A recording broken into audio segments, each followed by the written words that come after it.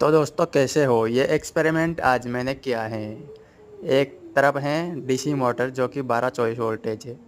दूसरी तरफ है आरओ की प्यूरीफायर की वाली मोटर है जो कि 24 वोल्ट पे ऑपरेट होती है हमेशा। तो ये 24 वोल्ट वाली बड़ी मोटर है, ये छोटी वाली को घुमाएगी और जो छोटी वाली मोटर है वो बनाएगी इलेक्ट्रिसिटी फ्री एनर्जी। तो मैं अभी तार अटैच कर दिए हैं इसमें मोटर के। एलईडी चालू करके देखते हैं, देखिए जल रही है या नहीं जलती है। तो दोस्तों एक तरफ तो इसके उल्टे तार लग गए तो इस वजह से ये जल नहीं पा रही। अब इसको मैं चेंज करके देखता हूँ, अगर चेंज करने पर अच्छी जलेगी तो ये एक्सपेरिमेंट सफल है।